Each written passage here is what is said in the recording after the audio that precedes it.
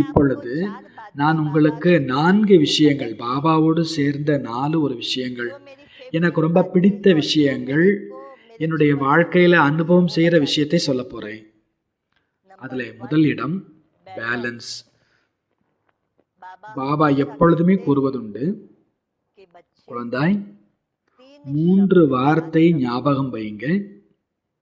Balance சமநிலை, blessings ஆசீர்வாதம், blissful ஆனந்தமான வாழ்க்கை. வாழ்க்கையில பேலன்ஸ் சமநிலையா இருப்பது நல்லது. இந்த சமநிலையாக இருக்கக்கூடிய விஷயம் எனக்கு ரொம்ப பிடிக்கும். நான் என்னுடைய வாழ்க்கைக்குள்ளே கூட பாருங்க, ஆரம்பத்தில் பாடம் படித்து மெடிக்கல் படிப்பில் மேலும் ஸ்பிரிச்சுவல் படிப்பு ரெண்டையுமே நான் பேலன்ஸாக வச்சுக்கிட்டேன். பிறகு 30 வருடம் மெடிக்கல் ஜாப் கூடவே சேவா, மெடிக்கல் சேவா மற்றும் ஆன்மீக சேவா ரெண்டையுமே பேலன்ஸாக வச்சுக்கிட்டேன். 6 மணி நேரம் மெடிக்கல் ஜாப், பாக்கி முழு நேரமும் பாபாவுடைய சேவா. இந்த சமநிலை வைத்து கொண்டேன். அதற்கு பிறகு நான் ரிட்டையர்ட் ஆன பிறகு 10 வருஷம் வரைக்கும் இரவு டியூட்டி என்னுடைய லௌகீக தாயாருக்கு சேவா செய்தேன். பகல் டியூட்டி பாபா வீட்டில் சேவா.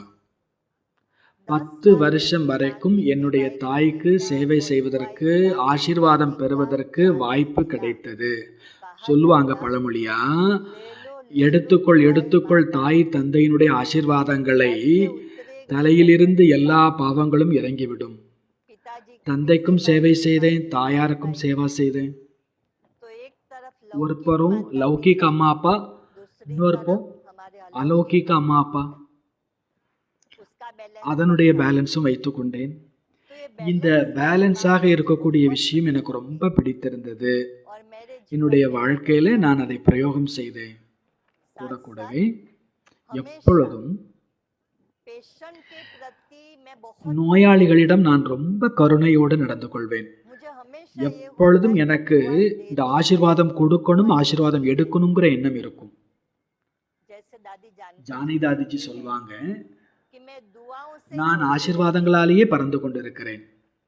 எனக்கும் அது அனுபவமாகுது. அநேக ஆத்மாக்களினுடைய ஆசீர்வாதங்கள் எனக்கு பிராப்தியாக கிடைத்திருக்கின்றன. ஆகவே நான் ஆரோக்கியமாகவும் மகிழ்ச்சியாகவும் இருக்கிறேன். இந்த பேலன்ஸ் சமநிலை விஷயம், இதை வாழ்க்கையில நான் நடைமுறையில கொண்டு வரதுக்கு நான் ரொம்ப முயற்சி எடுத்தேன், கவனம் கொடுத்தேன்.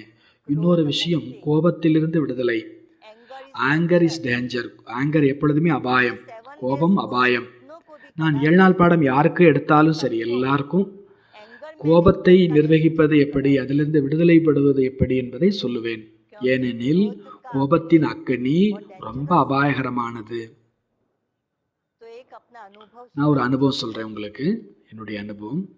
ஒரு முறை காலையில முரளி படிச்சுட்டு கேட்டுட்டு நான் ஹாஸ்பிட்டல் போறேன். முரளியில வந்துச்சு, இனிமையான குழந்தைகளே, எந்த சூழ்நிலையிலும் நீங்கள் கோபப்பட வேண்டாம், ஆச்சரியப்பட வேண்டாம், ஆவேசத்தில் வர வேண்டாம், ரியாக்ட் செய்ய வேண்டாம், பிரதிக்கிரியை செய்ய வேண்டாம். இது என்னுடைய மனசுல பதிஞ்சிடுச்சு. நான் ஹாஸ்பிட்டல் போனேன். என்னுடைய இன்சார்ஜ் அவங்க வரல. அந்த சீட்ல நான் உட்கார வேண்டி இருந்துச்சு. முழு நிர்வாகத்தையும் நான் கவனிக்க வேண்டி இருந்துச்சு. இந்த நேரத்தில் ஒரு ஆலையில் வேலை செய்யக்கூடிய ஒரு டிபி பேஷண்ட், காசா நோய், ரொம்ப கோபமா என்கிட்ட வந்து கத்தினார், பேசினார். என் மருந்து வந்துச்சா வரலையா? நான் சொன்னேன், சகோதரரே உட்காருங்க, நான் கேட்குறேன் பார்மசிட்ட. அவங்க சொன்னாங்க, பார்மசிஸ்ட் சொன்னாங்க, அவருடைய மருந்து வரல, நாளைக்கு சாயங்காலம் வந்துடும். நான் ரொம்ப பொறுமையா அன்பா இனிமையா சொன்னேன், சகோதரரே உங்களுடைய மருந்து இன்னும் வரல, நாளைக்கு வந்துடும், கொஞ்சம் பொறுமையா இருந்துக்கோங்க. அவருக்கு அவ்வளோ கோபம் வந்துச்சு. ரத்தம் நிறைந்த சளியை என்னுடைய டேபிள்ல போட்டுட்டார். ரத்தம் நிறைந்த சளி அதை என்னுடைய டேபிள்ல துப்பிட்டார். கோபம், நிந்தனை அவ்வளவு ஆரம்பம். நான் சொன்னேன், என்னுடைய வேலை செய்கிறவங்கள்ட்ட சொன்னேன், ஒரு கிளாஸ் தண்ணி எடுத்துகிட்டு வாங்க, இந்த டேபிளை க்ளீன் பண்ணுங்க, முதல்ல டிவி செக் பண்ணுங்க, அவருடைய பிபி செக் பண்ணுங்க, உங்களுடைய பிபி பாருங்கள் எவ்வளோ அதிகமாகிடுச்சு, ரத்த அழுத்தம் பாருங்கள் எவ்வளோ அதிகமாகிடுச்சு. அவங்க சொன்னாங்க, நான் வந்து டிபி பேஷண்ட்டை தவிர பிபி பேஷண்ட் இல்லை, ரத்த அழுத்த நோயாளி இல்லை, எனக்கு காச நோய் தான். ஆனால் நான் காமிச்சேன், பாருங்கள் உங்களுக்கு ரத்த அழுத்தம் கூடிடுச்சு, நீங்கள் இப்படி கோவப்பட்டா உங்களுக்கு ரத்த அழுத்த நோயும் வந்துடும், அது நோய் இதய நோயாகவும் மாறும். சகோதரரே, இந்த கோபப்படுறதை விடுங்க, தண்ணி குடிங்க.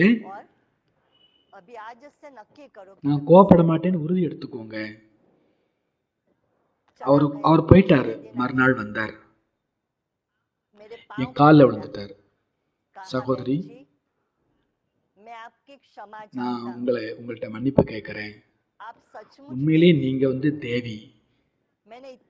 நான் எவ்வளவு தப்பா நடந்துக்கிட்டேன். நான் சளிய துப்புனேன் உங்க டேபிள், ஆனா நீங்க கோவப்படலை. நான் உங்கள்கிட்ட மன்னிப்பு கேட்க வந்திருக்கிறேன். நான் உங்கள்கிட்ட மன்னிப்பு கிடைச்சாதான் திரும்புவேன். அவர் அவ்வளோ தப்பா நடந்துக்கிட்டாரு. அப்ப எனக்கு பாபாவுடைய முரளியினுடைய மகா வாக்கியம் தான் ஞாபகம் வந்துச்சு, குழந்தை எந்த சூழ்நிலையிலும் கோபப்படக்கூடாது. அப்போ காலை முரளியினுடைய பிரபாவம் பலன் முழு நாளும் உள்ளுக்குள்ளே அது பொங்கி வந்து கொண்டே இருக்கிறது. பாபாவுடைய மகா வாக்கியம். இது என்னுடைய அனுபவம். எதிரில் இருக்கிறவங்க யார் எவ்வளோ கோவப்பட்டாலும் எனக்கு கோபம் வராது. நல்லது.